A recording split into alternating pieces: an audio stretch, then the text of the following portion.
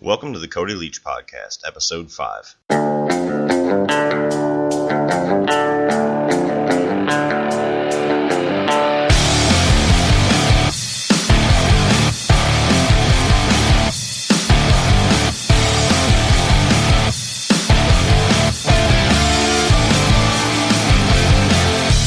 Hey guys, welcome back to the Cody Leach Podcast. So Comic-Con was this past weekend, and holy shit, we have a lot of trailers to talk about. Hope you guys are sitting somewhere comfortable because this is probably going to be my longest movie news episode yet. So, a few little small pieces of news out there in the world of movies to go over first before we get into all the Comic-Con stuff. So, Ghostbusters, on its opening weekend, this 2 weekends ago, made $46 million, which was a little bit more than I thought it was going to make.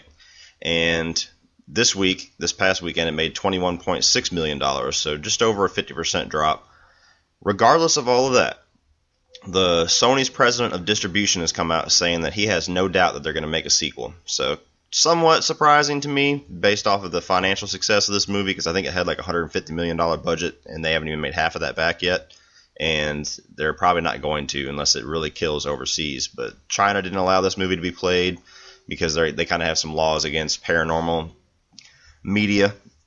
And I don't see this movie making a comeback, being that we got Suicide Squad coming out. We've got, Bad Moms that kind of take out the comedy. We have some other little small movies coming out, but kind of surprising. They're going to be doing a Ghostbusters sequel regardless, so we'll have to look forward to seeing what exactly they're going to be doing with that. If they're going to stick to this Paul Feig cast that they have now, or if they're going to go back to that little idea that they were kicking around about maybe doing another male-led Ghostbusters with some of the main comedians of today. And we'll have to see what kind of things they're going to pull out of that. Ben Affleck's solo Batman movie. So this is something that was dropping before Comic-Con.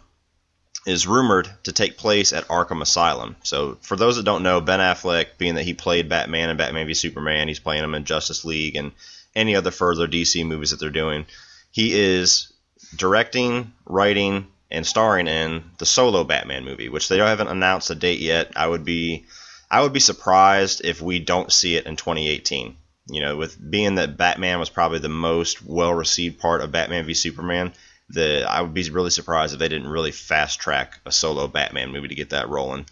But so the rumors taking place at Arkham Asylum, so I can only assume if this does hold any water that he's going to be taking some inspiration from the Arkham Asylum games, which is probably some of the best stories to come out of the Batman universe in quite a long time. They had Batman Arkham Asylum, they had Batman Arkham City, and then most recently the supposedly final chapter was Batman Arkham Knight. All three awesome games, really good story.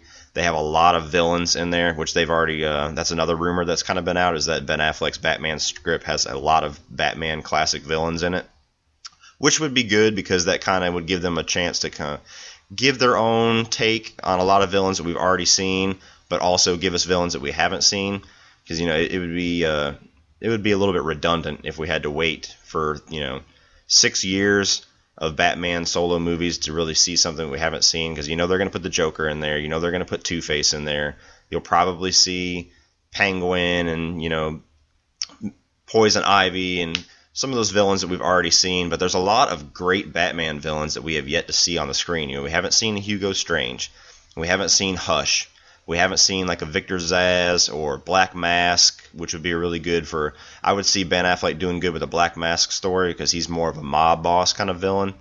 So I would be up for them at least taking part of the movie in Arkham Asylum. And another little interesting kind of tie-in they have is, if you've watched the Ultimate Edition of Batman v Superman, at the end scene, spoiler alert if you haven't seen Batman v Superman, but at the end where they have Lex Luthor behind bars and Batman shows up to basically tell him, hey, I'm going to keep my eye on you and there's nowhere you can hide. In the Ultimate Edition, they throw in an extra little line where he says, you think you're getting away with this, going to a mental institution, but I pulled strings and I'm getting you sent to Arkham Asylum. So that would be kind of cool. If Lex Luthor's in Arkham Asylum, that would be a good little story where he's like breaking out of Arkham Asylum, or he has something going on inside of there, which would be a cool little way to kind of connect Batman's solo movie to Batman v Superman. And one other thing, and this did drop at Comic-Con, but it's not really major enough for me to dedicate a whole lot of time to. Hot Toys, which is a big figurine company. They make some figurines that look absolutely incredible. If you Google them, they're like $200-$300, but they're damn near lifelike. They make them full size and half scale. And they had a full size figurine on display at Comic-Con showing Jared Leto's Joker in kind of his own deranged version of a bat suit. So a lot of people are wondering if maybe in Suicide Squad there's going to be a scene where Jared Leto is dressed up in his own kind of weird Joker version of a bat suit. So you can go online and check out the pictures. It does look pretty cool. I'm not so sure if that's going to make it into the movie or not. I think it'd be a little bit out of place, but it is very interesting to look at. NBC Universal have come out saying that they plan to greenlight 2 animated movies per year to keep up with Disney. So Disney owns, obviously Pixar and a lot of the animated movies that come out nowadays. Universal is their first movie that they said is going to be greenlighted is Shrek 5. And I'm a huge fan of the first 2 Shrek movies. I did not see 3 or 4. From what I've been told, they're not quite as good as the first 2. But Shrek does make money, so it makes sense that they're doing that. I'm really looking forward to seeing if they're going to do another How to Train Your Dragon, because I was really a big fan of those first 2 movies. They really surprised me. And obviously, if you've listened to my Off the Shelves episode, I'm a big fan of Kung Fu Panda, who is also under Universal. So I'm always up for another one of those. But look forward to more animated movies, which is kind of, you see a lot of companies starting to come out with, like Sony especially, is coming out with a lot more direction towards animated movies. I think it's because it's guaranteed money. Even if they're not the best quality movies, sprinkling in a kids movie here and there to kind of break it up from all the superhero movies and all the dramas and all the romantic comedies that we get, they're almost always guaranteed money because, kids see commercials and they have to see it. So 2 more animated movies per year coming from NBC Universal. This is actually kind of interesting. The final movie in the Divergent series, which is a series that is not the most well-received movies. I have not seen any of them. Holly's a big fan of them, so we do have them, but I haven't watched any of them. The final movie is rumored to skip theaters altogether and just be released as a TV movie with introductions in this movie of characters for a TV spinoff. So pretty much this last Divergent movie, I think it was called Allegiant, really, really underperformed at the box office, probably because the second one was not very well received. I don't think the third one was any more well received either. And because they're losing so much money with it, and it's a pretty big budget franchise, they're thinking about skipping the fourth one, a theater release altogether, going really low budget for a TV movie.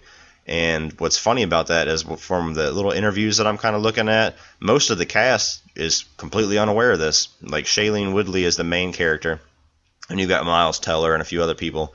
And I guess most of them are not just expected to return at all, because if you're not going to tell your main stars, hey, by the way, you're going to get a huge pay cut and you're going to be on a TV movie, we're not releasing this in theaters, if they're not even going to inform them of that, they must not be counting on many of them sticking around. So if you're a fan of the Divergent series, looks like you got a TV movie to wrap up your series.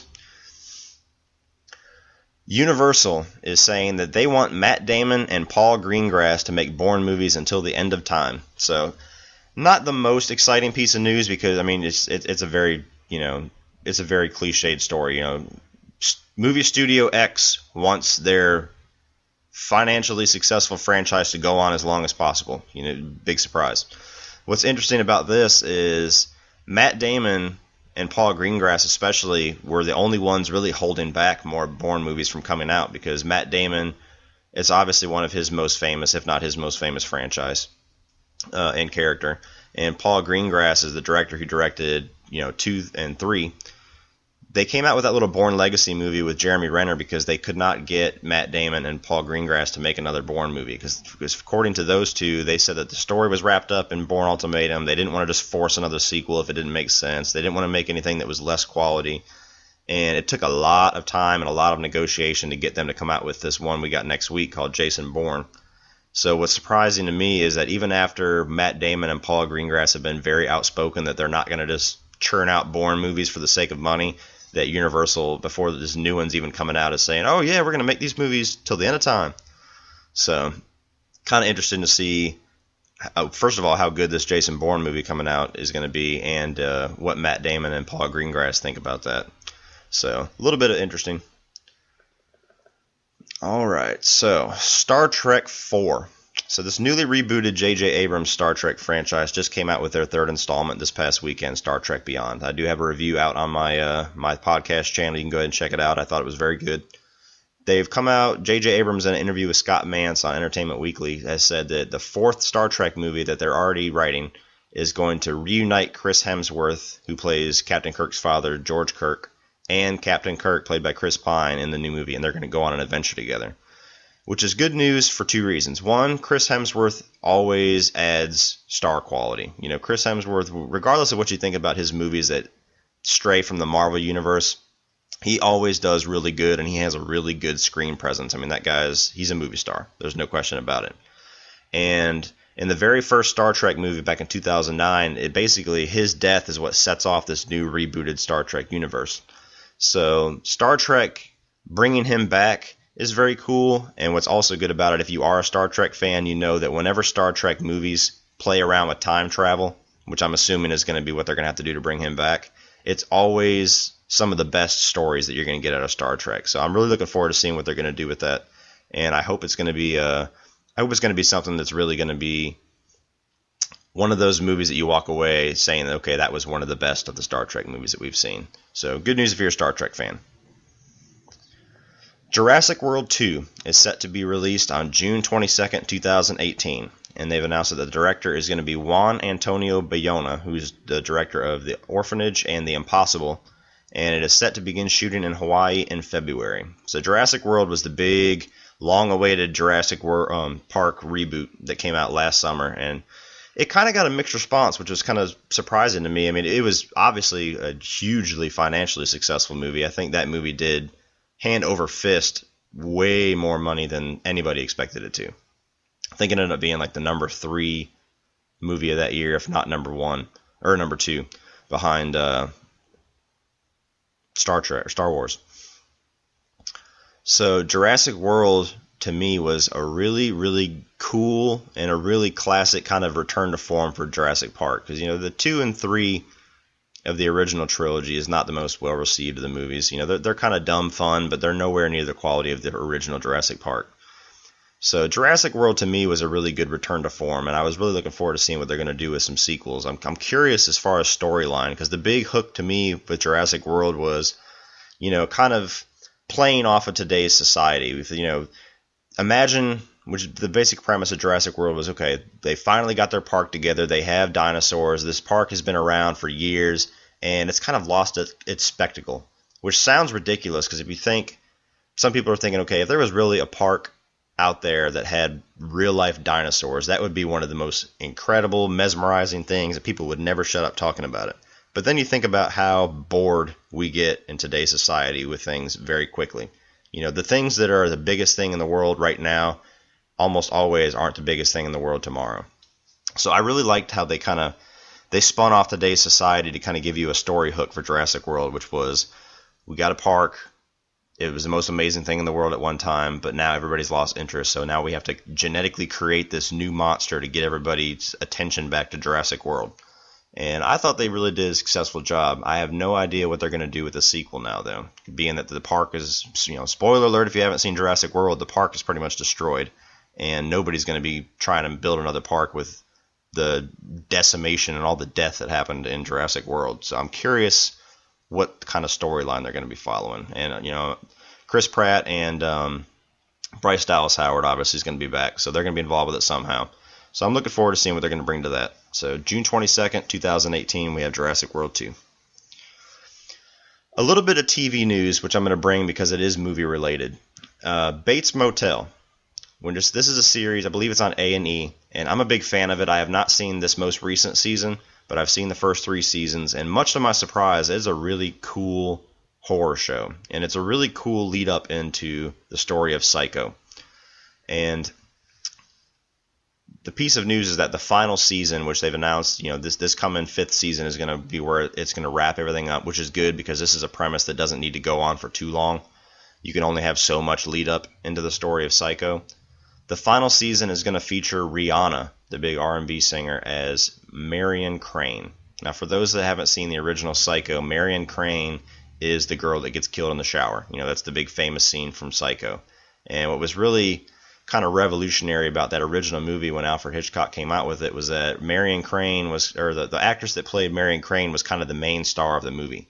And it was a huge turn of events to kill off your main character at the beginning of the movie. And then you're pretty much you're left with the, quote unquote side characters for the rest of the movie. So they're going to be bringing that character into the final season of Bates Motel, and Rihanna's going to be playing it, which I'm not too keen on. I'm not a fan. I mean, yes, there's always room for surprise. Rihanna might surprise us and do a really good job. But I, for the most part, am not a fan of giving music artists big roles in TV shows or in movies. To me, that screams either low budget or you're just trying to get people into the theater or to watch the show because Rihanna's in it. You know, like, it's a big thing in horror movies nowadays where you get, like, you know, Trey Songz was in that Texas Chainsaw remake, and, you know, they had they have it all the time where just, you know, celebrity A who has no acting credits whatsoever just gets shoved into a movie for their name, just so you can throw their name on the poster. So I'm not too happy about that. There's a lot of really, really good acting talent on Bates Motel, and to me, Rihanna's going to stick out like a sore thumb. But we'll have to wait and see. And, you know, maybe they'll kill her off in the first episode, like they kind of to stick to that shock that they had in the original Psycho. But interesting little casting update for Bates Motel. All right, guys. So now we're moving into some of this Comic-Con territory, and I'm going to start off again with some TV news. So CW and their DC shows. There's a little bit of news with both of their big shows, The Flash and Arrow. I haven't watched any of the Legends of Tomorrow, I believe is the name of the show, so I'm not going to share any news with that because I don't really know the relevance of it. But The Flash and Arrow are, you know, bar none, their most famous shows. So with The Flash, so spoiler alert if you have not seen season 2 of The Flash, which you should because The Flash is one of the best shows on TV. The end of the season ends with Barry Allen, The Flash, going back and saving his mother, going back in time, saving his mother, and creating the Flashpoint Paradox. So comic book fans know what the Flashpoint Paradox is. It was a little one-shot that came out where Barry Allen wakes up and he's not the Flash, and nobody knows who the Flash is, and everything around him in his life is different. His mom is still alive, and, you know, he's not married to his wife, and a lot of crazy things. And it was a really cool one-shot comic, and it kind of set off their New 52 universe. But there's a lot of really cool things in that comic, like Thomas Wayne, who is Bruce Wayne's father, is actually Batman, and Bruce Wayne and his mom were the ones who were killed and not his parents. And, you know, the Atlanteans and the Amazonians were at war, and, you know, a lot of really cool things for DC Comics fans in that little one-shot. Now, being that he created the Flashpoint Paradox at the end of Season 2, they're pretty much setting up that Season 3 is going to be a somewhat spin off of that Flashpoint one-shot comic. And I don't know to what degree they're going to stick to it, and I don't know to what degree as far as the impact on the other CW shows there's going to be, but they've come out saying now that the Flashpoint is not going to be the focus of the entire season, which shouldn't surprise everybody because that's one thing that would be really hard to do with a TV show. You know, you've got 2 seasons, almost 50 episodes of characters that are close to Barry Allen, like Iris and Joe and, you know, his buddies at Star Labs, Cisco, and it would be really hard to spend an entire season with different versions of those characters and not really progressing the story and the relationships that they built on the first 2 seasons. So it makes sense from a TV standpoint that they would only focus on that for maybe just the first half of the season, but I wouldn't be surprised if it's only 3 or 4 episodes. I think it's going to be more of not like this huge new world surrounding the Flash. I think it's just going to be, okay, he's going to wake up, it's going to be a play on the Flashpoint series for a few episodes. He's going to fix it, but there's going to be small changes and small repercussions for what he's done in the standard Flash universe that we come to know and love. You know, they released the trailer for Season 3, and it's a lot of quick cuts, but it looks like it's going to be really, really awesome. You know, it looks like there's a lot of high stakes. Looks like we're going to get a lot of villains, which is great because the villains on the Flash are great. You know, Reverse Flash and Zoom were both awesome antagonists for Season 1 and Season 2. It looks like a few snippets of Black Flash were in there, which they kind of teased at the end of Season 2 with, you know, Zoom whenever he was getting taken away by those wraiths. And it looks like it's going to be a really good season. So I look forward to Flash Season 3. And like I said, if you have not watched The Flash yet, go ahead and I think Season 1 is on Netflix right now, and Season 2 should be on Netflix before long because CW just kind of reached a deal with Netflix where within a month or so of the season ending, they're going to be putting the shows on Netflix. You don't have to wait an entire year. So definitely check out The Flash if you're a comic fan, if you're like a sci-fi fan, especially if you're a time travel fan, because The Flash has some of the coolest plays on time travel as far as TV shows go. So Flash Season 3 looks like it's going to be great. Now moving on to Arrow. Now I kind of have a love-hate relationship with Arrow. I loved Season 1, and I absolutely loved Season 2. Arrow came out, and it looked like it was going to be this kind of corny CW, teen romance kind of superhero story. And boy, was it something different. Because Arrow was, when it first came out, was really dark and gritty. It was almost like CW's answer to not being able to use Batman. It stars Oliver Queen, or it doesn't star, it stars Stephen Amell as Oliver Queen. Oliver Queen basically was this really rich, bratty, heir to this Queen Industries throne, and he gets shipwrecked on this island for 5 years and comes back, and he's this badass. He knows how to, he's like an expert archer. He knows, all these different fighting styles, and he has this vendetta to go against all and take out all these people in this city of Starling City, who his dad pretty much had a little notebook full of names. And I kind of forget exactly what his motivation was. I don't know if they were just people who were bad in the city or if they did something to screw over his father. But, one way or another, he's got people that he wants to take out. So he was basically an assassin in the first season. And it was really dark and gritty. And, he's for a superhero, he's just killing people left and right. And it was very different. And it was a nice breath of fresh air. And I loved Season 1. And Season 2 just ramped that up even better because they had the whole season was basically Oliver versus Deathstroke, who was one of the best villains in DC. And then Season 3 came out. And Season 3 really, really dropped the ball. It focused on Ra's al Ghul, who everybody knows from Batman Begins. And he's traditionally a Batman villain, but he does work in the Arrow universe as far as the first half of the season. And then after that mid-season cliffhanger, to me, the show has just really gone downhill. It's went from this dark, gritty, focus on Oliver and his revenge and his, trying to cleanse the city to this romantic dramedy between him and this girl who I really liked in the first 2 seasons, Felicity, which is kind of like his partner. And the team just keeps getting bigger with the people who know who Oliver is and they know his secret, who the Arrow's secret identity is, and just the villains kind of gotten silly. And they have, Laurel Lance, which was a decent character in the beginning, but, one of the people in Arrow who was one of the coolest side characters was Black Canary, who was Laurel Lance's sister, Sarah Lance, was in the first 2 seasons, and then they kind of pull a switch, and they want Laurel to take on the identity of Black Canary. So you have Sarah Lance, who has like years of training and working with the League of Assassins and all this kind of stuff, where she becomes the Black Canary, and then Laurel Lance literally just takes some boxing lessons, and you're supposed to believe that she can go toe-to-toe with Oliver and Diggle and the other characters. Is really stupid. And Season 4, I was really hoping was going to get back on track, but I'll be honest with you, I didn't even finish Season 4. I think I got a little over halfway through it and just lost interest. I mean, just to me, Arrow has really gone downhill. And from what I'm hearing about this Season 5, it's not going to get any better, unfortunately. They could surprise me, but they're saying that the story is going to focus on Oliver trying to rebuild Team Arrow. So I'm assuming that they have some kind of a falling out at the end of Season 4. He's trying to rebuild Team Arrow with new recruits. So yet again, you're bringing in even more people, complete strangers, into your team and telling them your secret identity. Just where is the stakes now? Part of the stakes of being a superhero in a lot of these shows is keeping your secret identity. And to me, it seems like Oliver is literally like sending out postcards saying, "Hey, I'm the Arrow." And so just that storyline, to me, I have no interest in seeing that.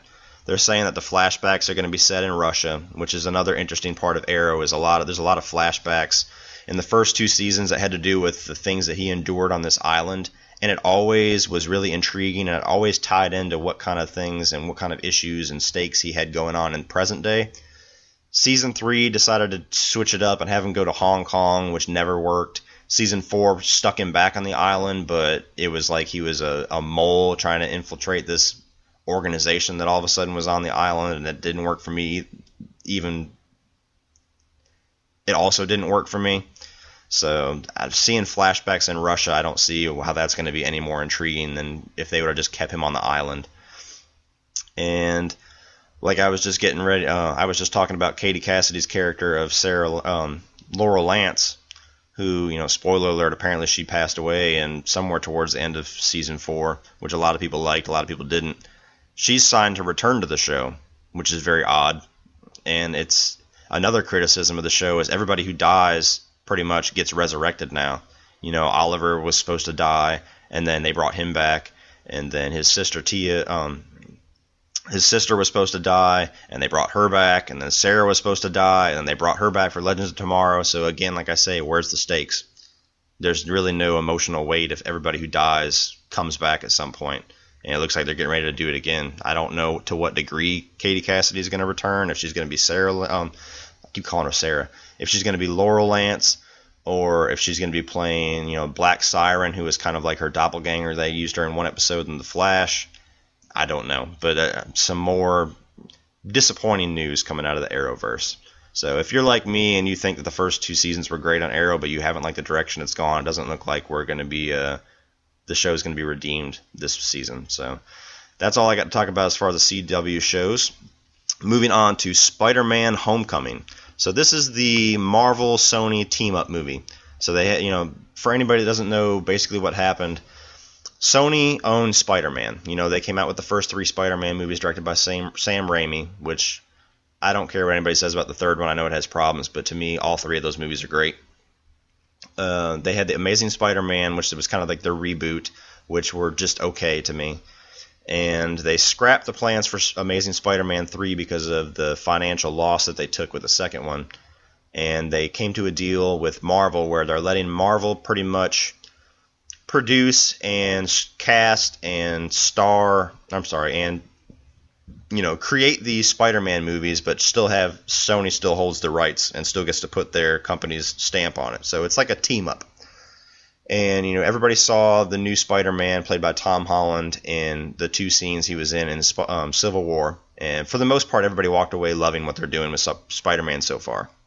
So Spider-Man Homecoming is going to be the first standalone Spider-Man movie. And it comes out next summer.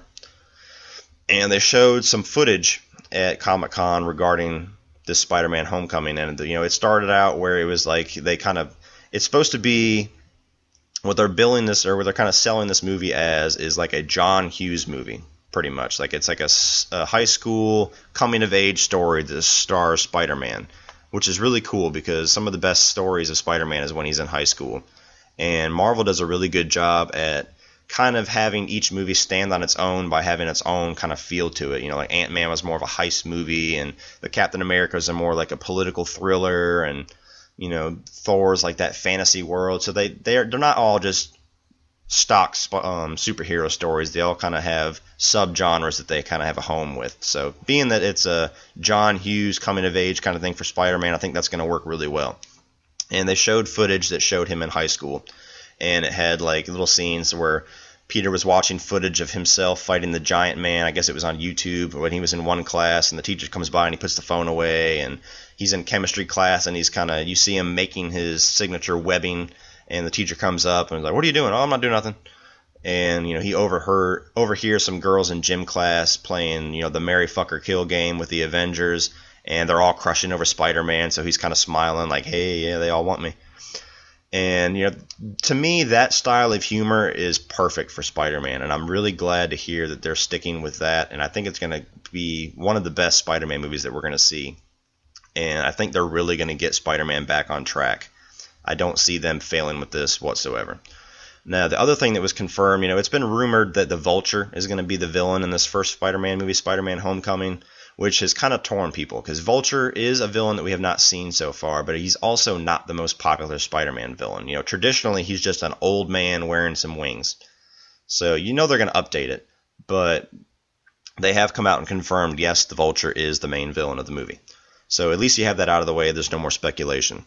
Now, they showed a concept art of what the Vulture looks like. It was just a scene of basically Spider-Man fighting the Vulture.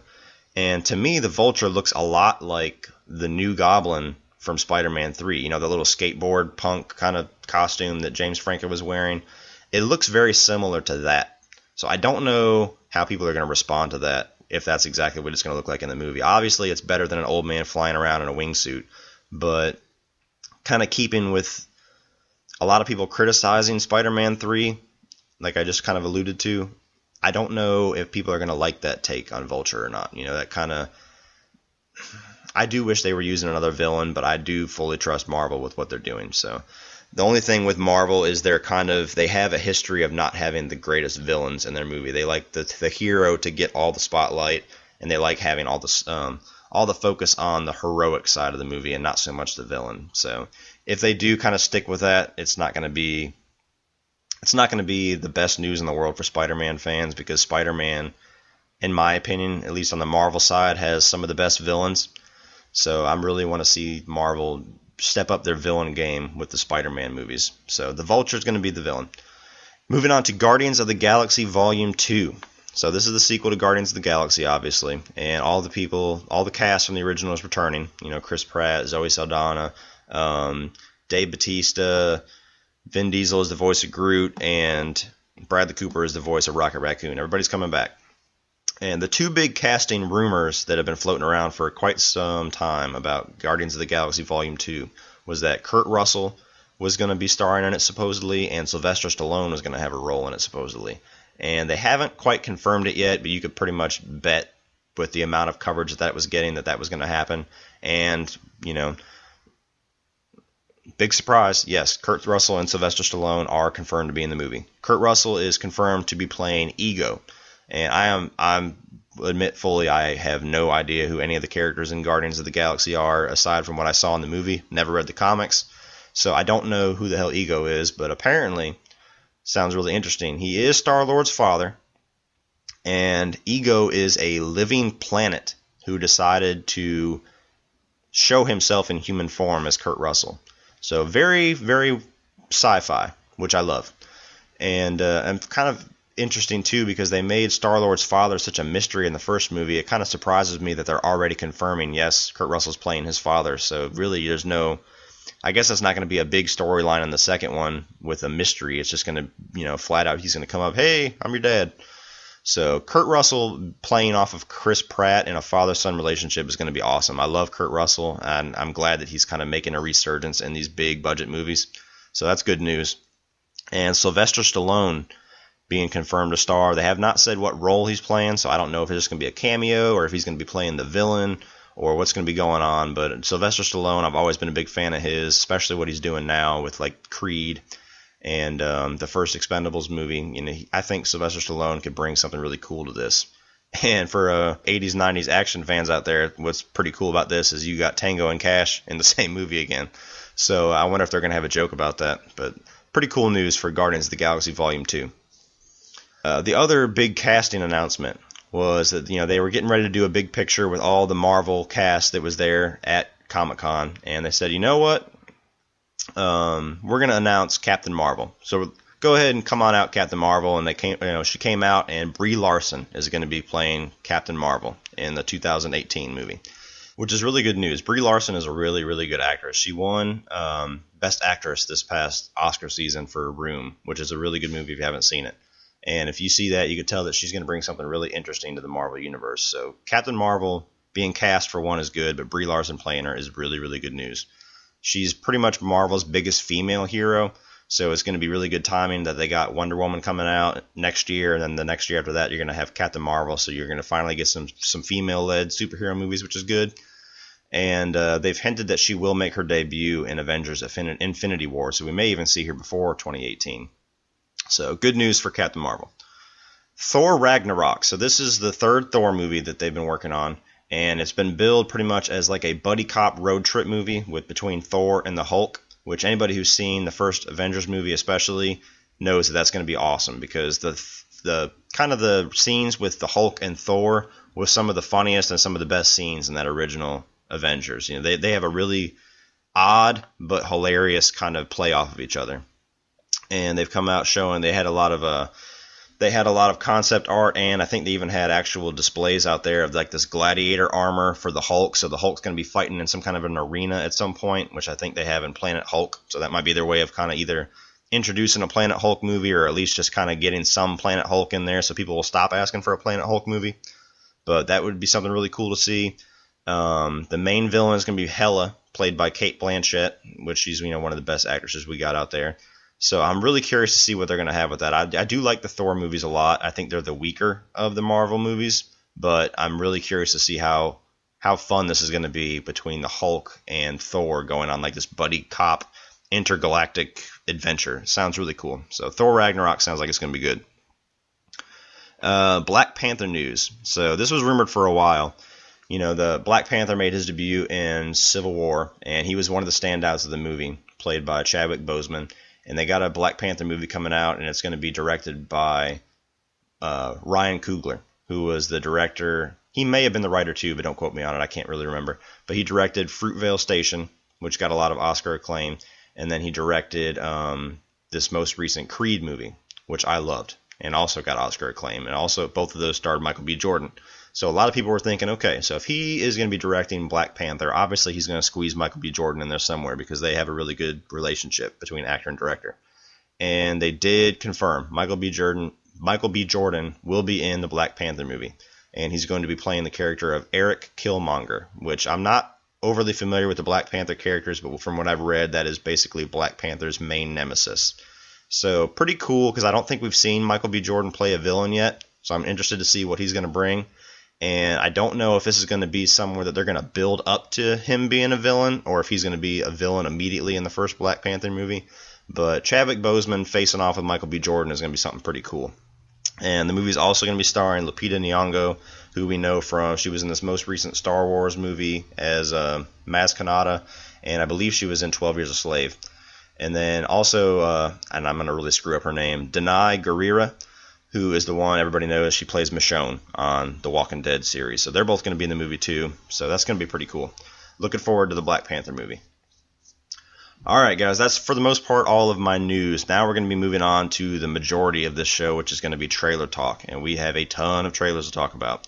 I'm going to start off with the ones that I already kind of had down to talk about before the major ones that dropped at Comic-Con.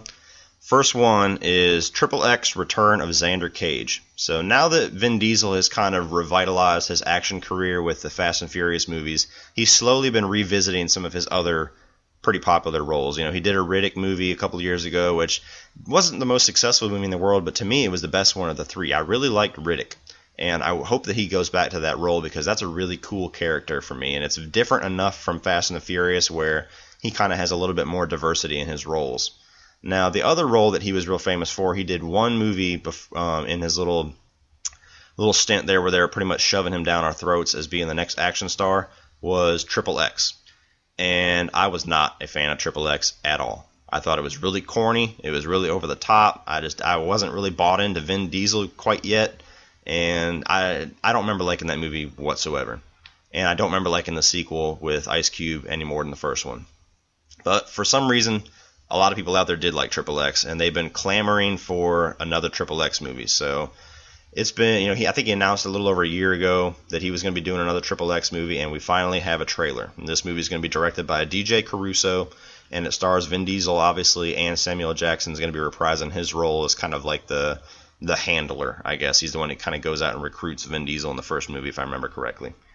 And the storyline for this XXX Return of Xander Cage, which is going to be coming out January of 2017, is extreme athlete turned government operative Xander Cage, played by Vin Diesel, comes out of self-imposed exile, thought to be long dead, and is set on a collision course with deadly alpha warrior Zhang, played by Donnie Yen, and his team in a race to recover a sinister and seemingly unstoppable weapon known as Pandora's Box.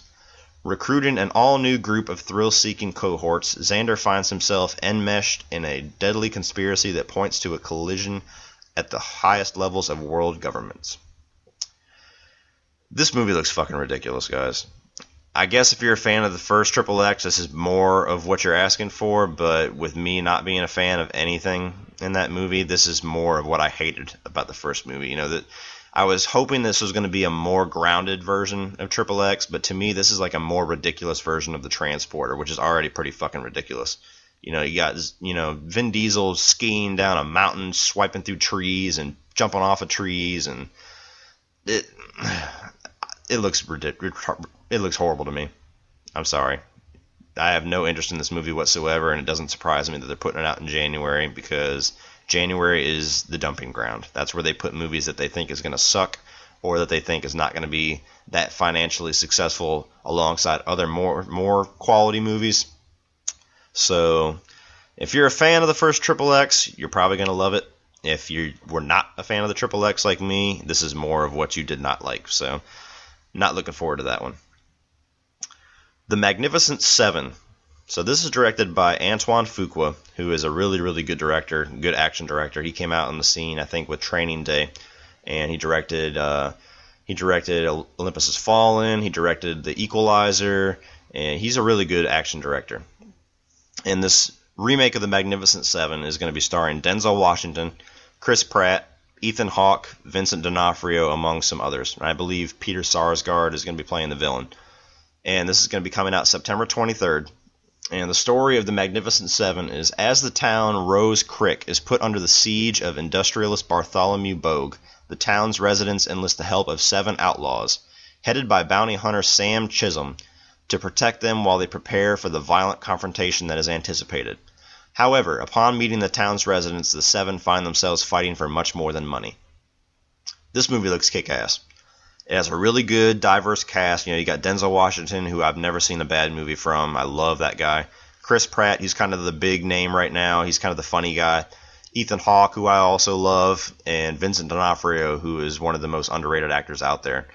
Then they got a Native American character. I don't know if he's a big name actor or not. And then they have a couple other people put in there. But it's a nice, diverse collection of heroes. And this movie looks nice and action-packed. And I really, really love... I like some old-school westerns, but I really love modern westerns. Like the 310 to Yuma remake that they came out with Russell Crowe and Christian Bale, is probably one of my favorite westerns ever. And this looks to be more in the vein of that, where it's kind of that classic western feel, but with a lot more ramped-up action, which from Antoine Fuqua, is going to be directed really well. So really looking forward to that. Anything that Denzel Washington does, to me, is absolute gold for the most part. So... even if everybody else in this movie I didn't recognize, just Denzel being in this would get me into the theater, but they got a badass cast for this, so I'm really looking forward to Magnificent Seven. Snowden. Now, this is a movie coming out September 16th, and it's directed by Oliver Stone, and it stars Joseph Gordon-Levitt, Shailene Woodley, Melissa Leo, and Zachary Quinto. And Snowden follows Edward Snowden. Everybody knows who he is from his picture. You may not recognize his name.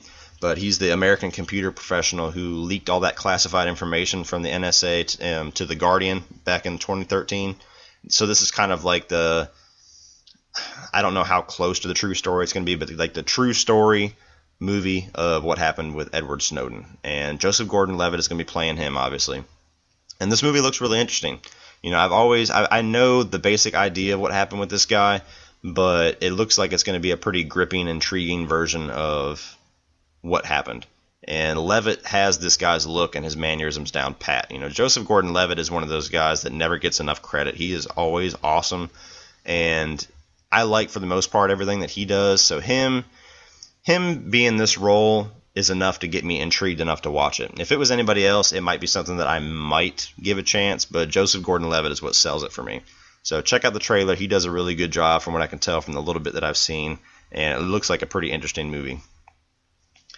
Before I Wake. So this is going to be coming out September 9th, and it's directed by Mike Flanagan, and it stars Kate Bosworth, Thomas Jane, and Jacob Tremblay. Now, Jacob Tremblay, like I just got done talking about Brie Larson with that movie Room, Jacob Tremblay is the one who played her son in Room, and for that one role, he did really, really good. So he's one of those child actors you're probably going to see for a while. And the basic premise of this movie is that Jesse, played by Kate Bosworth, and Mark, who played by Thomas Jane, Jesse and Mark Hobson adopt a new foster child, Cody, played by Tremblay, and their son Sean dies. They soon find out that Cody's dreams become reality, but his nightmares are deadly. Jesse and Mark must figure out what to do before one of his nightmares kills. This was a really odd trailer to me, because it started off and it looked like it was going to be much more of like a dramedy, kind of like in the vein of Room. And then kind of out of nowhere, it turns into this like fantasy type movie. with like butterflies and everything flying around. Like I guess Jacob Tremblay's character was dreaming about the woods, and there's all these little colorful butterflies flying around. And then the last third of the trailer was like a horror movie. So really, really strange. The movie, it looks interesting, but from what I can see, it's going to go either one of two ways. It's either going to be a really interesting, like visually cool version of this kind of story, or it could be very generic and by the numbers, which hopefully is not the case, because that would be a shame for Jacob Tremblay to kind of, have a big stinker on his hands with the second movie. But I'm sure the acting's going to be good. I really like Thomas Jane a lot, and like I said, Jacob Tremblay is a good actor. I'm not as big of a fan of Kate Bosworth, but it looks interesting. And I'm sure there's going to be a lot of people going out to see it, but I don't know. The trailer was just weird. I don't know who they're marketing it to. They look like they're tugging on your heartstrings one moment, and they look like they're trying to bring in all the fantasy fans for a minute, and then they look like they're bringing horror fans in. So, very odd trailer. All right, guys, now moving on to the Comic-Con stuff. The Walking Dead Season 7. So I had a video that I came out with, I think it was the day after the Season 6 finale. And Walking Dead is one of those shows that I have a very strong love-hate relationship with. I was kind of one of the only people watching it when it first came out, at least from what I could tell. Because, with the first season, it wasn't what it was today. Nowadays, Walking Dead alongside Game of Thrones is one of those shows that you cannot fucking escape. If you don't watch it, you basically know everything that happens, because it totally takes over social media for a week after you have an episode, especially if an episode where something major happens. Like when, spoiler alert if you haven't seen the most recent Season 6 of Walking Dead, but like when they kind of faked out and had that scene where it looked like Glenn maybe had gotten eaten by zombies. God, there was Glenn memes and dumpster memes and people freaking out about that shit for weeks after that. So The Walking Dead is just one of those shows that it just surrounds everybody, regardless if you watch it or not. So that's part of the reason why I've kind of lost a lot of love for it, because I tend to hold things a lot more close to my heart when it's not shoved down my throat all the time. But to me, this show has had a dip and rise in quality throughout ever since Season 1. Season 1 was really good to me. And Season 2, even though I understand people's arguments that it was slow in the beginning, to me as a whole Season 2 was really good. And I always loved Shane's character. I love that actor, John Bernthal, and I loved that character even though he was a prick. So that really kept me engaged in Season 2.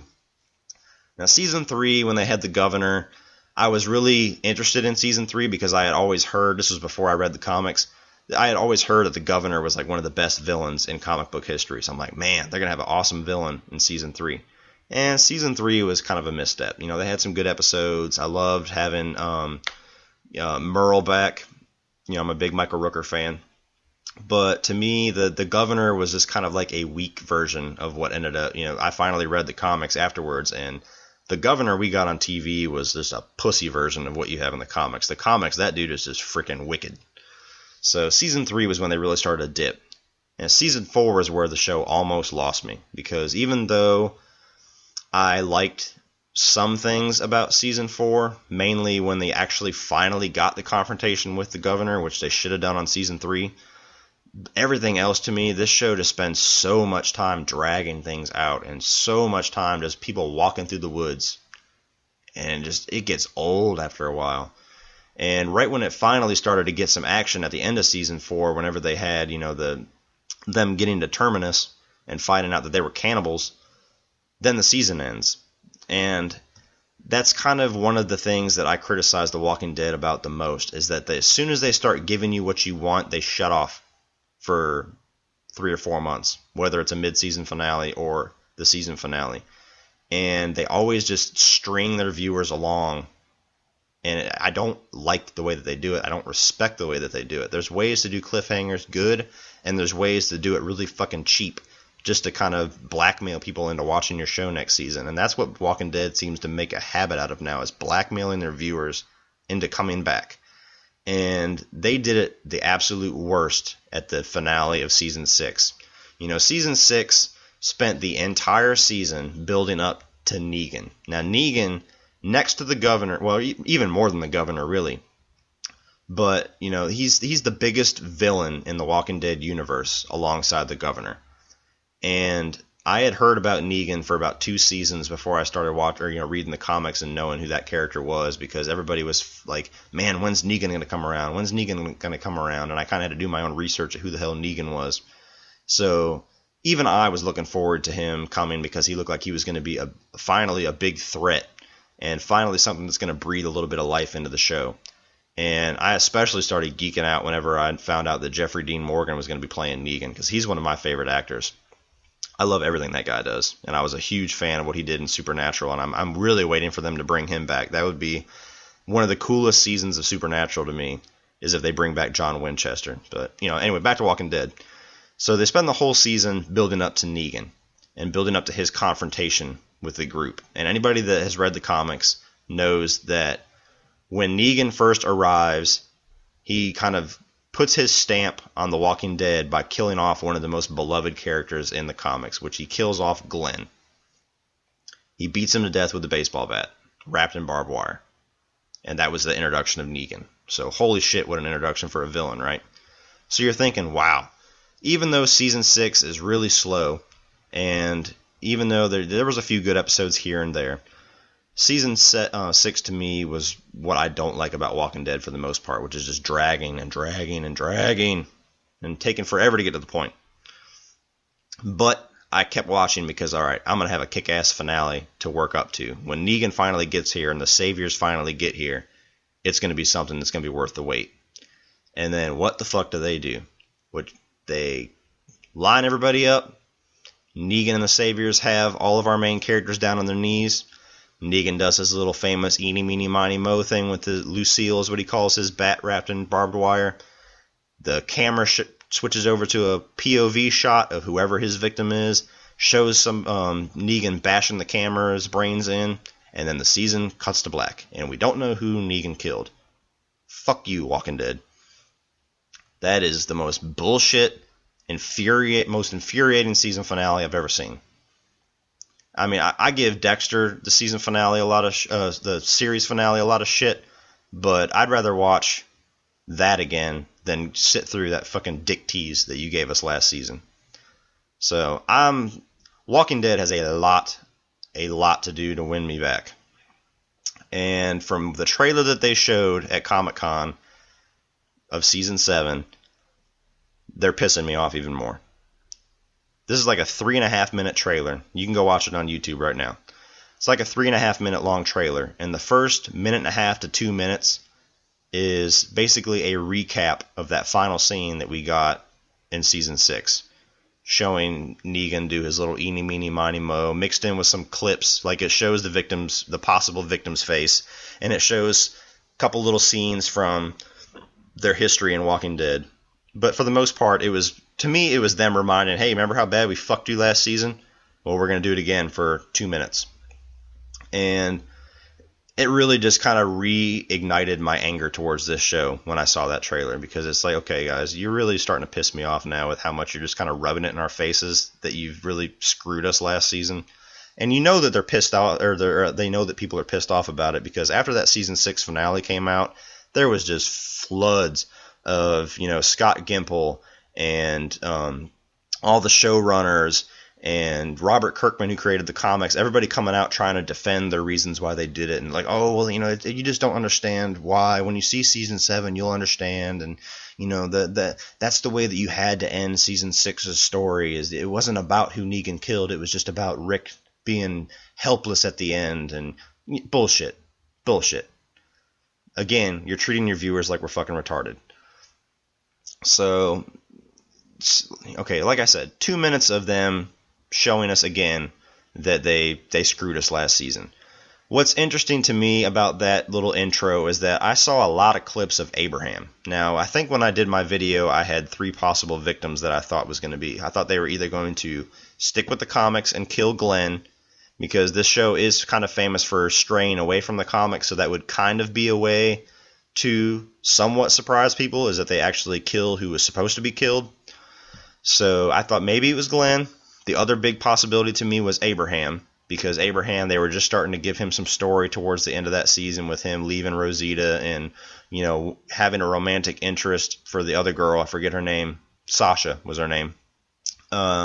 So to me, that was one of those classic, cliche signs that you're about to get killed. And the other third possibility was that it was going to be somebody that we don't even give a shit about. So that was the other, the guy who came from Alexandria was my third pick. So it was interesting to me that they showed a lot of clips of Abraham.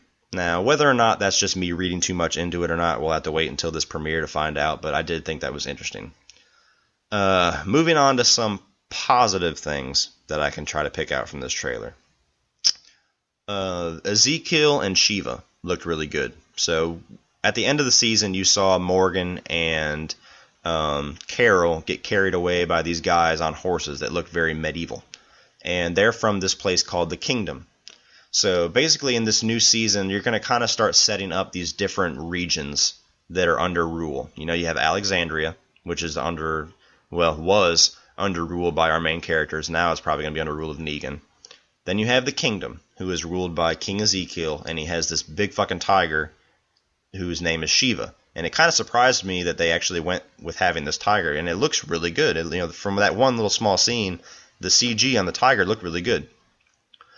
And then you have the Saviors, who's led by Negan. And then you have the Hilltop, who we saw a little bit of in the last season, which is kind of like the farmland. So it is going to be kind of an interesting change of pace for the show, I hope, where you have different kind of factions trading and kind of working with each other versus the typical storyline where we're just focused on our main characters and just who they encounter in the woods. So I'm hoping that's going to give the show a little bit of a different flavor and give it a little bit of a different pace. But I've been teased so much with this show that I can't even say that I'm cautiously optimistic. I'm just kind of middle of the road. I'm just going to have to see what happens. I have no emotional tie to it whatsoever right now. So we'll have to see. The Walking Dead Season 7, we're going to have to wait and see, first of all, if this season finale Dick T's cliffhanger was worth the wait with who they choose to kill and how much weight it's really going to hold on our characters. And then we're going to have to see how they play out this story with these different factions. But I'll be honest, guys, Jeffrey Dean Morgan's probably the only reason that I'm going to keep watching this show. So, Walking Dead Season 7. Now, the other TV... Well, no, actually, I have more than just this one. But they have a show called Legion coming out. Now, this is a show that is a partnership between Marvel and FX. And Legion, apparently... I don't know anything about Legion, so I'll go ahead and start with that. But apparently, he is from the X-Men universe. I don't know if he has ever been in the X-Men team, or if he's just somebody who kind of has come along in that universe. But Dan Stevens is going to be playing Legion, so you'll know him. I think he came from Downton Abbey, but I know him from The Guest. If you've seen The Guest, it was kind of a cool little throwback. With the exception, I didn't care much for the third act, but for the most part, it was a really cool throwback to like 80s gritty kind of action thrillers. So Dan Stevens I do like, and he does look like an interesting character. But the trailer is very odd and weird. Now, I don't know. I mean, for people who know a lot about Legion, they might be geeking out. Maybe this is exactly what Legion is supposed to be. But it just looks very strange. It looks like part insane asylum story and part like Inception-y. And it looks very odd. And it didn't quite... I'm interested, but it didn't quite grab me where I can't wait to see this. The effects did look pretty good. But like I said, I don't know enough about Legion to have the comic books kind of draw me into the show, and the trailer was very strange. So unless they come out with a second trailer to really draw me in, I probably am going to skip on Legion unless I hear amazing things about it. But if you are a fan of Legion, you have a show coming out on FX. Moving on to the Netflix Marvel shows. Luke Cage, which is the next major series that they have coming out. They're pretty much setting up the Defenders, which for those who don't know is kind of like a smaller version of the Avengers, and it has Daredevil, Jessica Jones, Luke Cage, and Iron Fist. Now, before these series, I didn't know anything about Jessica Jones, Luke Cage, or Iron Fist. Daredevil was the only one I was familiar with. And I need to go back and rewatch it now that I've read more of the Daredevil comics, but Season 1 I just liked. Everybody else was insane over Season 1, and I just walked away saying, that was pretty good. Now, Season 2 of Daredevil, however, I was a complete fucking addict to. A lot of that attests to The Punisher and Jon Bernthal, but Daredevil Season 2 to me was 10 times better than season 1. There are some people out there that agree, some that don't. So Daredevil is really good. Jessica Jones was awesome to me. I like Jessica Jones season 1 better than I did Daredevil season 1, which I know I'm in the minority. But I've always loved Kristen Ritter, and to me that kind of neo-noir superhero kind of mashup, and especially with how cool of a villain they had with Kilgrave, I really liked that show a lot. So being that I don't know anything about Luke Cage, aside from his somewhat small role in the first season of Jessica Jones, which he did really good in, I'm really walking into Luke Cage hyped just because of how good Daredevil and Jessica Jones were. Now, the trailer for Luke Cage come out, and it does look pretty good. It looks dark and gritty, obviously. That's kind of the Netflix Marvel tone. But it does have a different feel than Daredevil and Jessica Jones. I believe Luke Cage takes place in Harlem, where the other two take place in Hell's Kitchen, so it does have a different feel as far as the city and kind of what the environment that surrounds him. But it was basically just a scene of Luke Cage walking through, getting shot at, and for anybody that doesn't know his powers, he's basically impenetrable. He's like steel walking around. So it does look like it's going to be pretty cool, and I did like Mike Colter, what he did to the character in Jessica Jones, so I'm looking forward to Luke Cage. Now, Iron Fist, they also released a small little teaser. Now, Iron Fist is probably the one that I know the least about. From what I gather with the pictures I've seen of the character, he's kind of like a kung fu type character, which you go ahead and correct me if I'm wrong on that. Like I said, I don't know anything about him. But the teaser that they gave didn't really give me enough to look forward to with Iron Fist. It pretty much, I think, was more a love letter to people who love that character, so they could probably pick out things from that trailer that they're going to get geeked out over. But it pretty much just showed a guy waking up from a coma, is what the teaser for Iron Fist was. So still looking forward to it, like I said, because of how awesome the Netflix shows have been so far. But Iron Fist was probably my least, out of these 3 trailers, as far as getting me hyped, my least successful of the 3. Now, the last one, they gave a small little tease for The Defenders. Did not show any footage at all. It was basically just it was like little pieces of newspaper kind of coming off of the wall. And to me, it didn't really show anything as far as the direction or the story or the villain that the Defenders are going to be doing. But just like how when the Avengers were kind of getting built up, just the fact that we're going to see all these heroes together in a show is exciting enough for me for that teaser to really work its magic on me. So The Defender was a pretty cool little teaser. Alright, moving on to movies now. The first trailer that I saw coming off of this Comic-Con, the releases, was The Woods. Well, actually it's titled Blair Witch now, but I'm going to call it The Woods because it was intended to be kind of a surprise Blair Witch sequel. It's directed by Adam Wingard, and it's going to be coming out September 16th. And it was billed for a long time as The Woods. Nobody really knew. It was kind of that mysterious title. But it's now going to be called Blair Witch. So this is a Blair Witch sequel that nobody knew about. And the story of this movie is that Blair Witch picks up 15 years after the original movie and centers around James Donahue, played by James Allen McCune, the brother of Heather Donahue from the Blair Witch Project. While his sibling has been missing for years, the fact that her body was never found has him still believing that she might be alive. And this belief only becomes stronger after he discovers found footage online. Teaming with his friend Lisa, played by Callie Hernandez, who is filming a documentary about his quest for answers, as well as pals Peter, played by Brandon Scott, and Ashley, played by Corbin Reed, he reaches out to the couple that posted the video, Lane and Talia, played by Wes Robertson and Valerie Curie, respectively. And all together, they head out into the notorious Black Hills Forest. While they go in skeptical of any and all supernatural stories, it soon becomes clear that the legends they've heard are very real. Full disclosure, guys, I have never seen the Blair Witch Project. I have never had any interest to see the Blair Witch Project, and I probably never will see the Blair Witch Project. And I damn sure am not going to watch the sequel, which I think was called Book of Shadows, which I've heard is one of the worst movies ever made. So I am not a Blair Witch fan. I think it was, from what I've heard, it was like a product of its time and its marketing.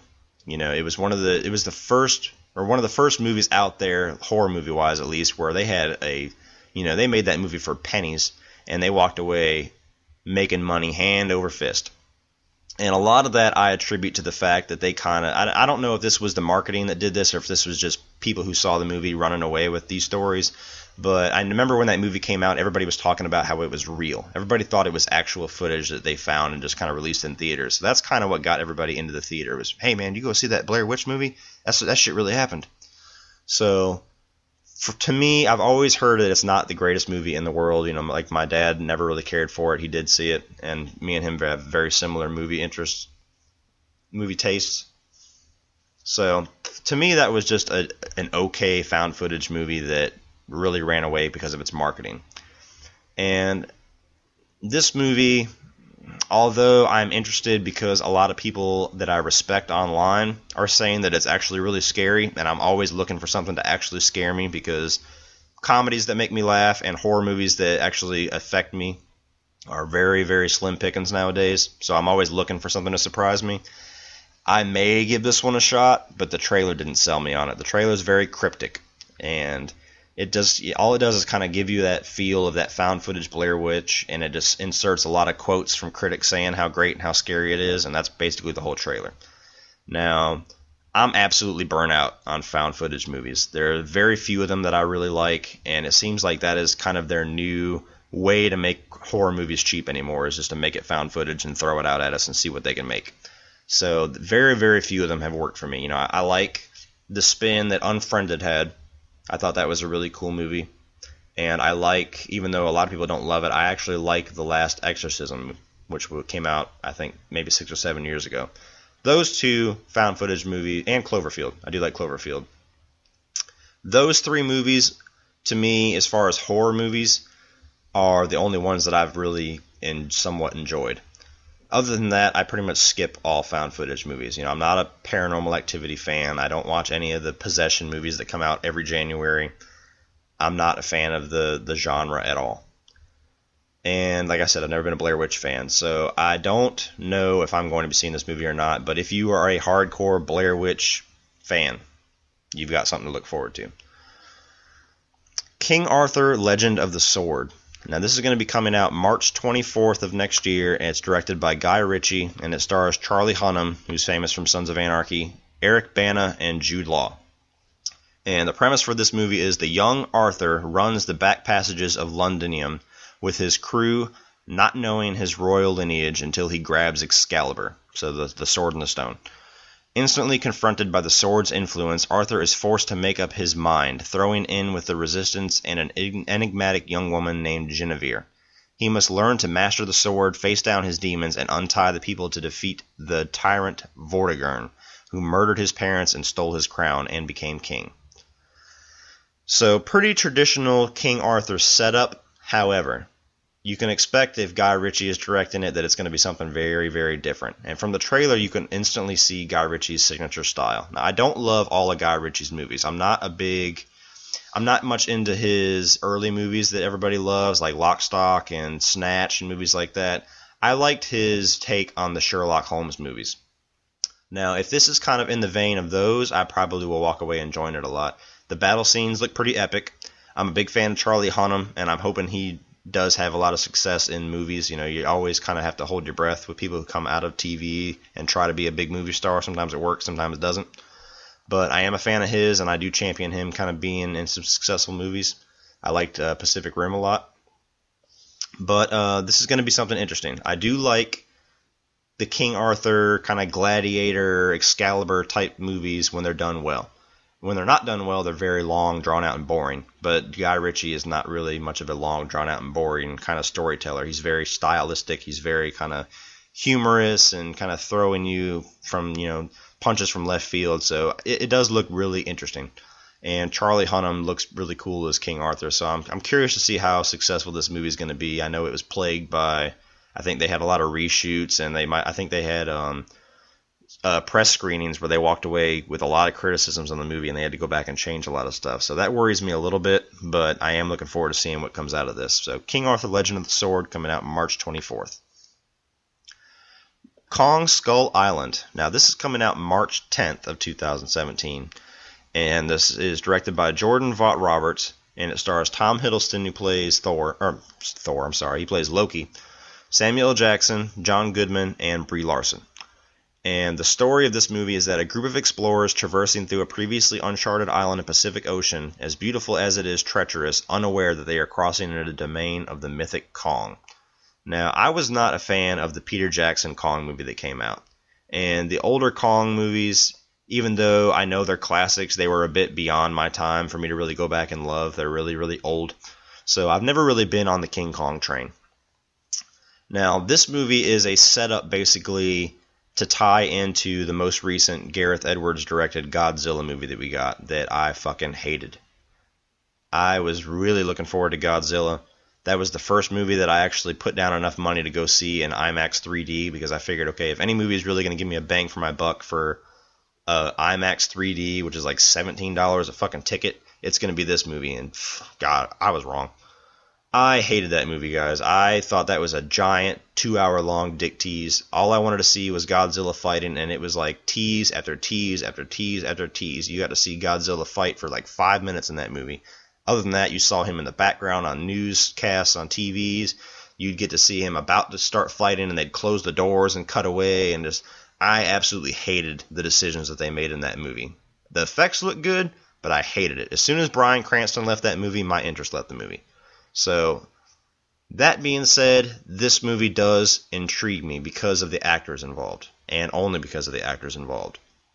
They're going to be making Kong a lot bigger than he has been in the other movies. Obviously, if he's going to fight the Godzilla we got in that Gareth Edwards movie, that it's going to be going to have to be a big ass fucking ape.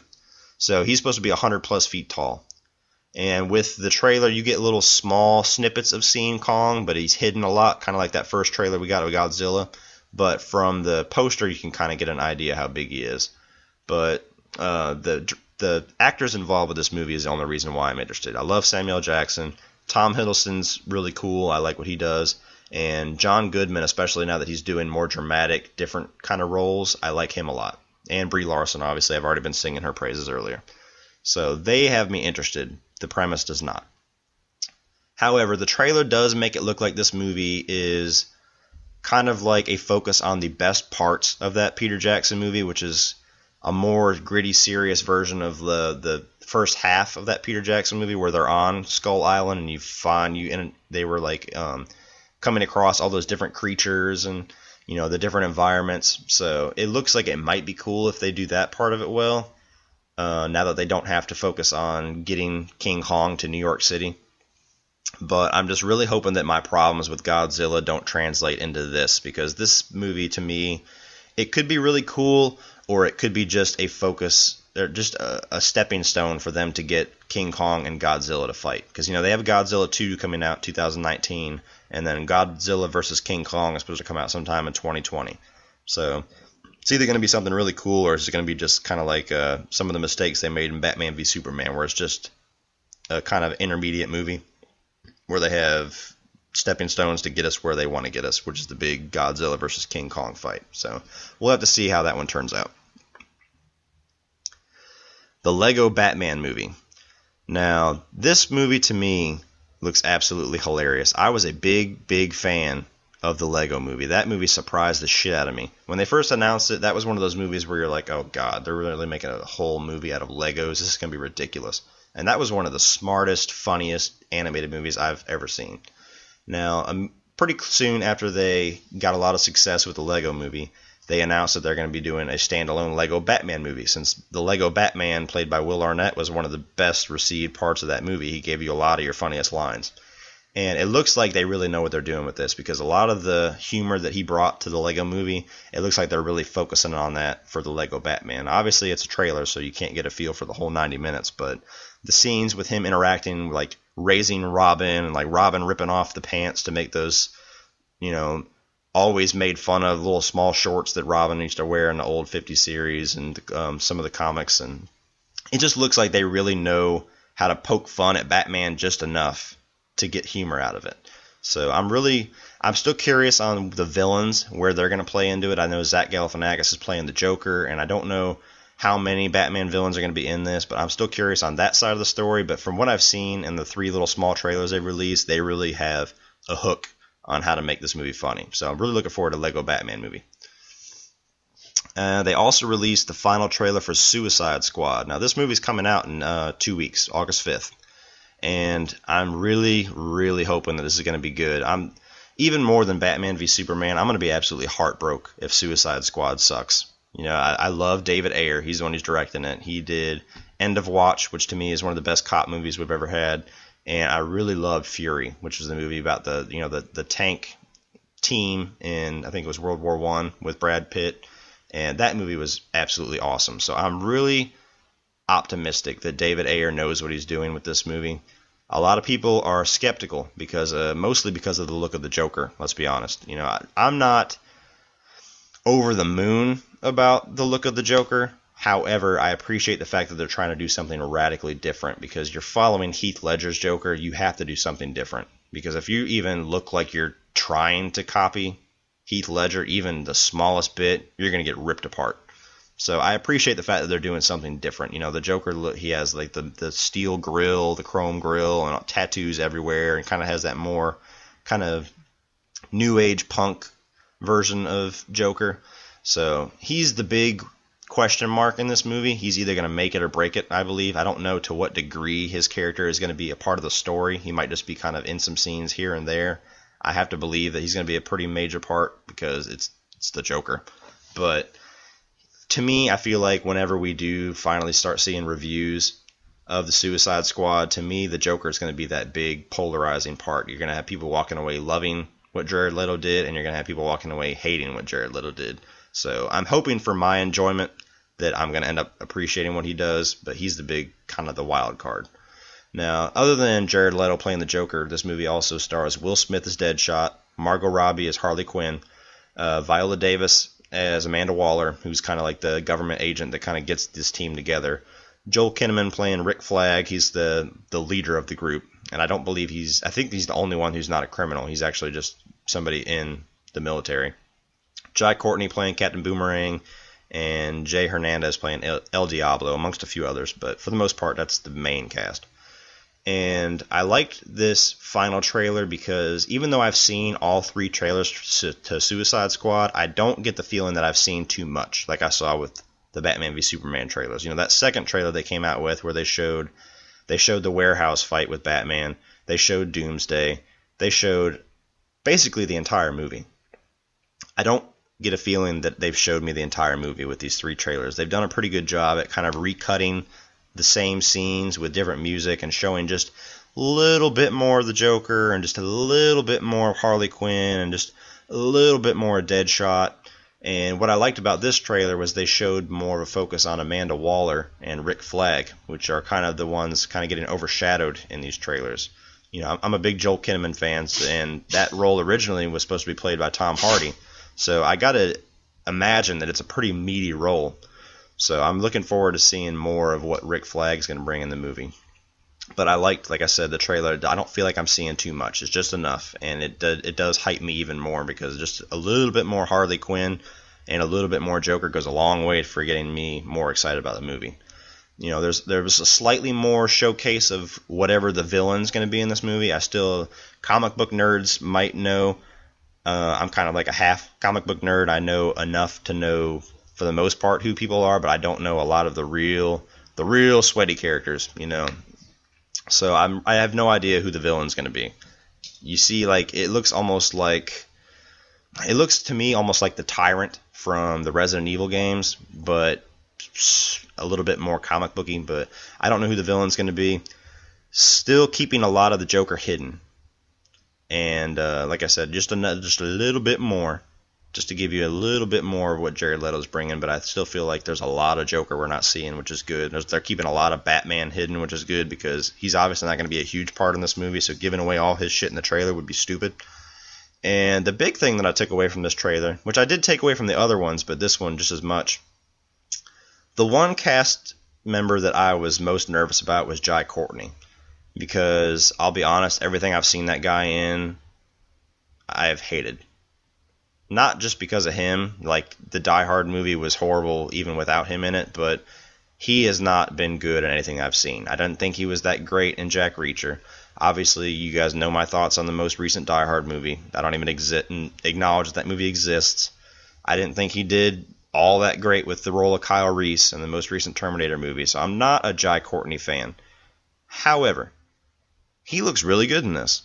You know, he plays Captain Boomerang, who's Australian, and the scenes that I've seen him in the trailers are really funny. You know, when he's like, shit's going down, and you see him kind of crack open a beer, and he's asking Katana if she has a boyfriend and stuff like that. And when they're dragging all the Suicide Squad out, and he comes out of the bag and just starts punching people, like, he looks really funny. So he could actually be really good in this movie, and he's going to surprise a lot of people, I think.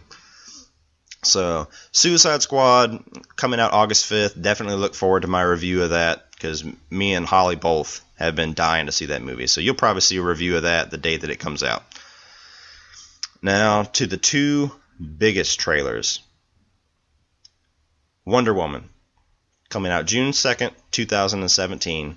It's directed by Patty Jenkins, who directed Monster. Very interesting choice to direct a superhero movie. And it stars Gal Gadot, I really don't know how she pronounces it, as Wonder Woman, Chris Pine, Robin Wright, and Connie Nielsen. And the story of Wonder Woman is Diana, the princess of the Amazons, was raised on a sheltered island and trained to be an unconquerable fighter.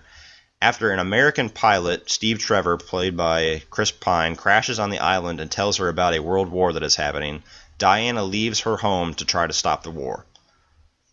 This trailer was great. I was a little bit worried about Wonder Woman because I'm still kind of on the fence if Gal Gadot, however you pronounce it, is right for this role. There's no question that she's absolutely gorgeous and she looks great in the costume, but she was only in a very small part of Batman v Superman. They didn't really give her a whole lot of speaking roles, and I don't know if that's to kind of save a lot for Wonder Woman in Justice League, or if that's because they know she's not the strongest actress, so they really focused on just showing her looking good in the suit, jumping around, screaming, and fighting. So I don't know yet if she's the right pick for Wonder Woman. That's really my only reservation about this movie. Everything else looks awesome. The fight scenes look really cool.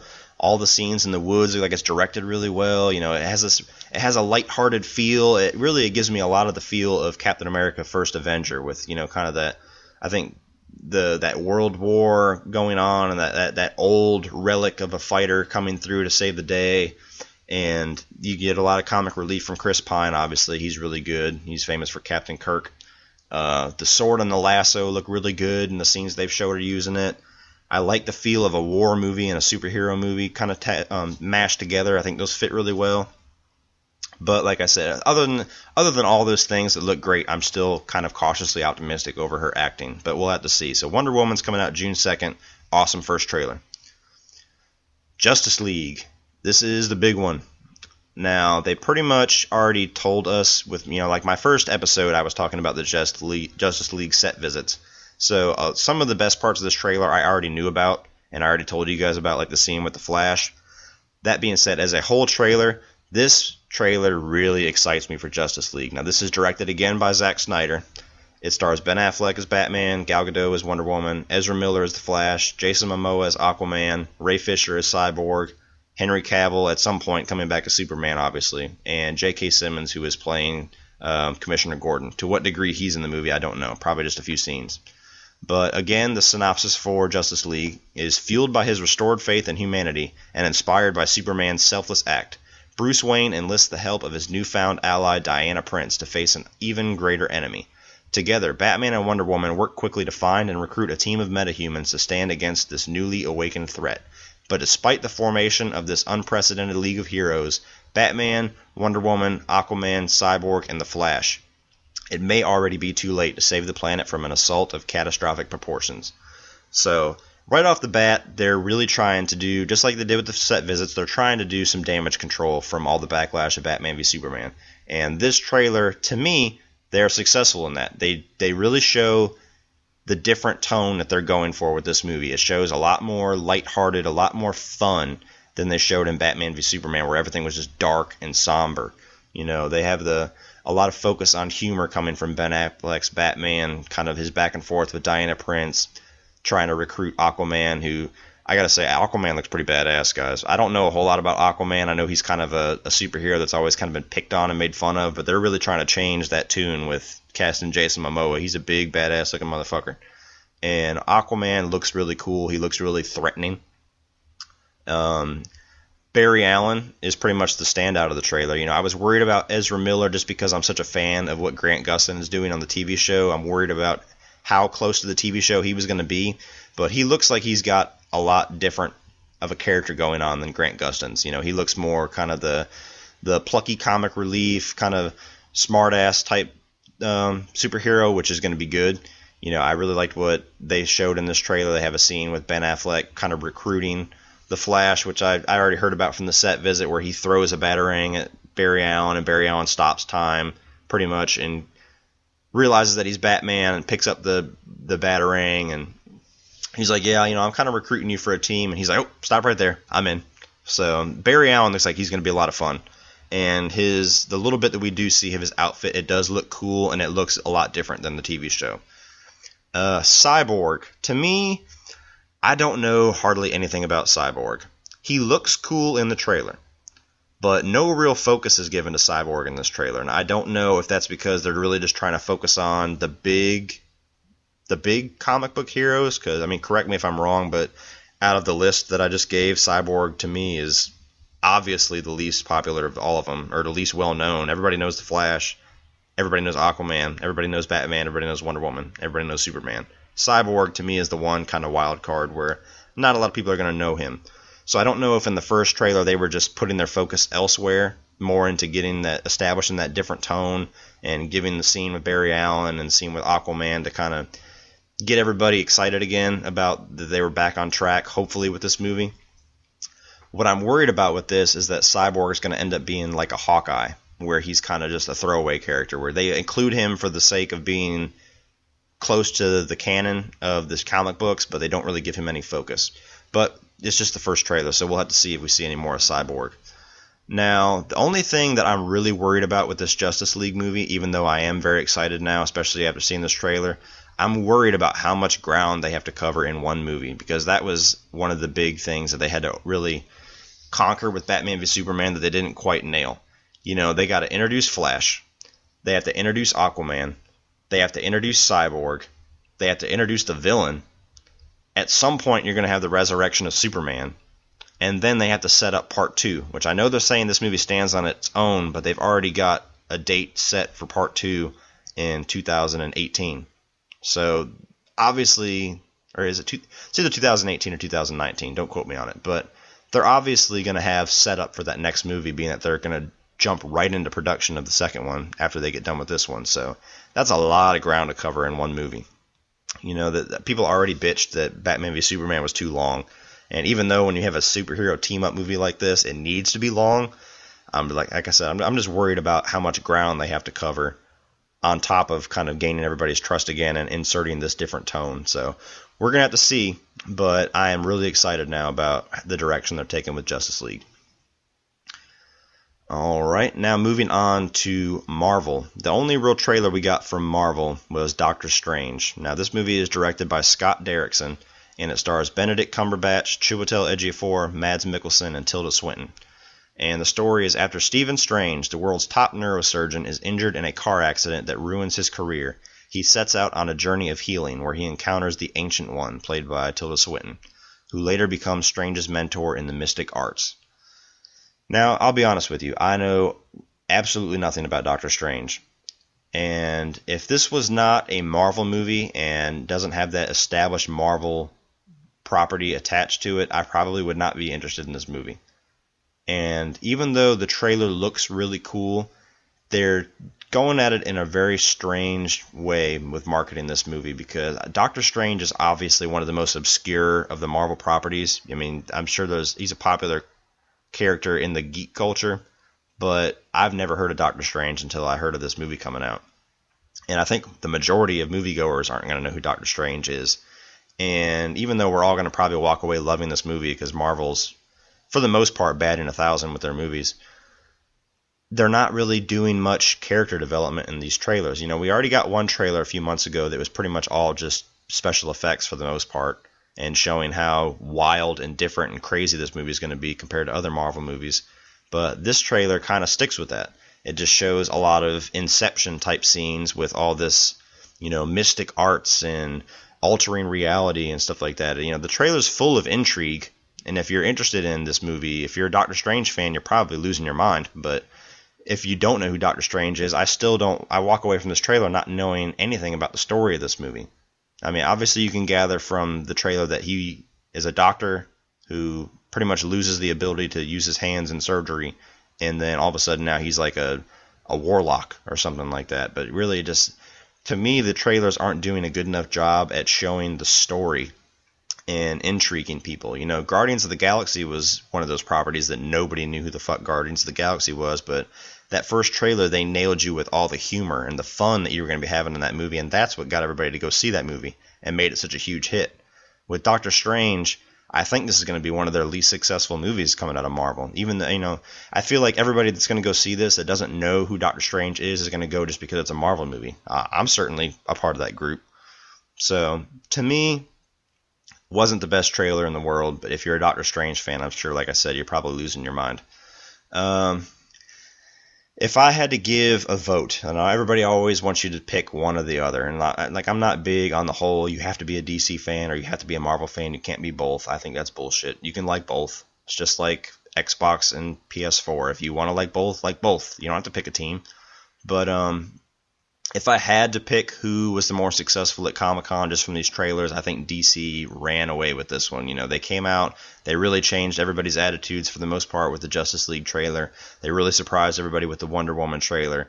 Everybody's psyched for Suicide Squad, so showing a little bit more of that was good. And Marvel, I mean, really all they gave us, I wasn't there to see the footage for Spider-Man. I'm sure it was cool. I just kind of had to read what was in it. But Spider-Man and Doctor Strange is what they gave us, and we don't have a trailer for Spider-Man yet, and the trailer for Doctor Strange, to me, was not that successful. So I think DC really won Comic-Con this year. Whew, man, that was a lot of trailers to talk about, guys. So that pretty much wraps it up for this episode. I didn't really see anything else new as far as yesterday, the last day of Comic-Con. It was, a few little TV snippets here and there, but for the most part, this was all that I wanted to cover off of Comic-Con. All these trailers that I'm talking about, except for the Spider-Man footage, is all on YouTube. You guys can all go check it out right now. Please let me know in the comment section below on SoundCloud or on Facebook, or tag me on Twitter with the hashtag the Cody Leach Podcast with any comments or anything that you want to talk about as far as these trailers. As always, send in your viewer questions to any of those 3 sections, and please like and subscribe. And that about does it for this episode, guys. I will be back again next Monday with some more movie news, and look forward to seeing our next Top 5 episode here this Wednesday.